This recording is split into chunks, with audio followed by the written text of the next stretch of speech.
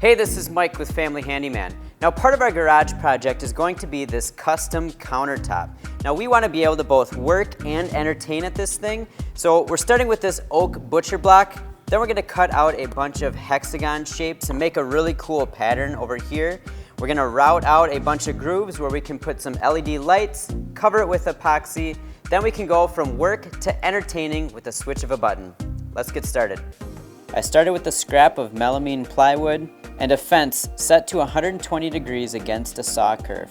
I fastened a pair of toggle clamps to the fence, then cut a strip of plywood into diamond shapes. Then I added a 30-degree stop block and then cut the diamond shapes down to hexagons, rotating them after each cut.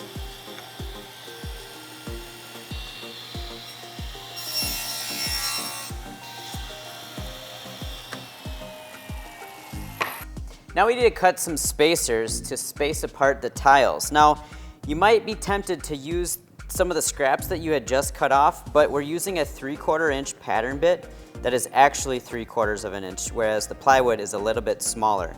So we need to cut a bunch of spacers that are going to fit this pattern bit in between.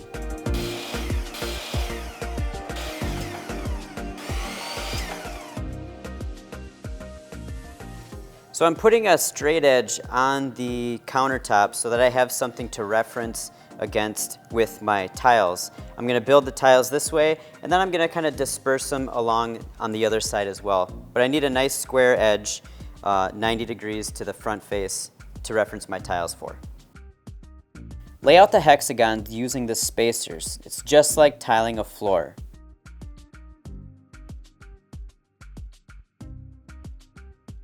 To hold the tiles down, I use a few dabs of hot glue, followed by a few brad nails.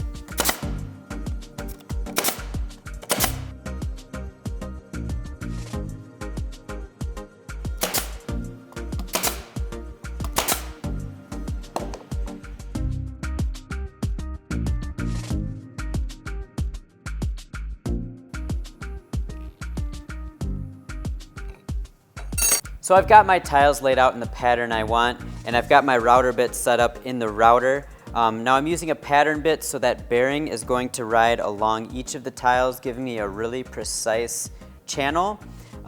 Initially I'm going to start routing about 1/4 inch deep into the top, but I want to get down to about 3/4 of an inch deep so I have enough room for my LED strips. So we'll do it in passes.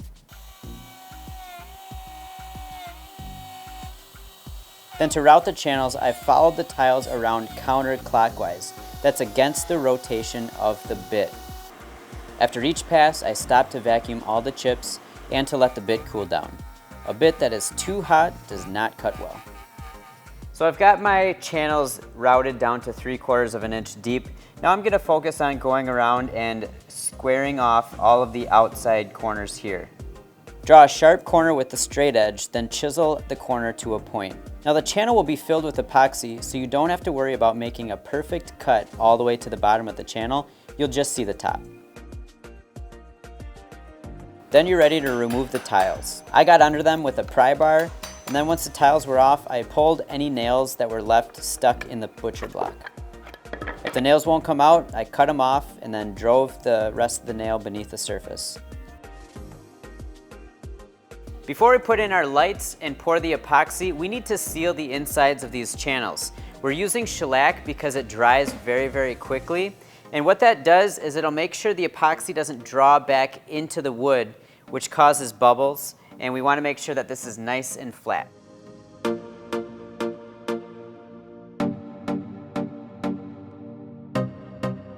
So there's another project integrated into this top. It's going to be a pop-up bar.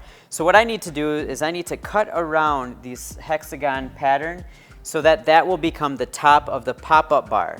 So that when it goes back down, it'll nest right back in its place and you'll never see it's there. So next up, we're going to attach the LED light strips. Now there's a sticky backing to this, so all I have to do is stick the LED light strips to the edges of the channels. Now I'll have to make a few runs to make sure I get the light where I want it, but that shouldn't be a problem. As long as they work individually, we'll pour the epoxy right over top of them and won't have to worry about them again. So I learned a few things during this process. First, you want to make sure to draw a map of the runs before cutting any of the lights. Then be sure to test that the lights work before covering them with epoxy. You'll also need to be sure to plug up any of the holes used to chase the cable down underneath the countertop. You can use hot glue for this. Silicone also works really well. So we're almost ready to pour the epoxy, but before we do, we have to create a dam all the way around our pattern. I'm gonna use plexiglass and I'm just gonna hot glue it around this edge, and that'll hold the epoxy up when we pour. So I'm completely ready for epoxy. I've got all of my forms sealed up nice and tight, and now I'm gonna be using Moss Epoxy's deep pour formula. I'm gonna mix 3 units of the resin to 1 unit of the hardener. I'm gonna use this little bucket here to mix all that up. I'm also going to be adding some white colorant. This is a Mix-All white colorant and some pigment powder, which will give us some really cool effects, some nice cool swirls. I also have my respirator because we're using chemicals and gloves. Once I pour the epoxy, I'm going to need to chase around any small leaks that appear. So I've got this aluminum tape ready to cover up and seal up any of those tiny leaks. With that, let's start mixing. Now you want to make sure that the epoxy is thoroughly mixed. If it's not, you'll end up with a huge mess of uncured epoxy that you have to scoop out of the channels. When you're ready to pour, work your way around all of the channels. Now don't worry about dripping or over pouring slightly. We'll need to sand afterwards anyways. Now this deep pour formula has a low viscosity and takes about 2 days to fully cure.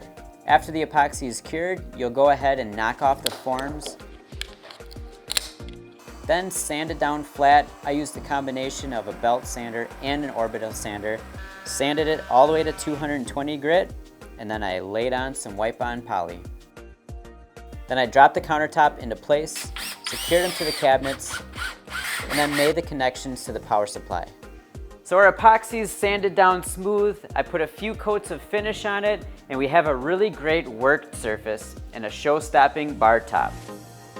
The lights work awesome, and the cool thing is you can change up the colors to whatever you want. So for more garage upgrades and projects like this, head to familyhandyman.com.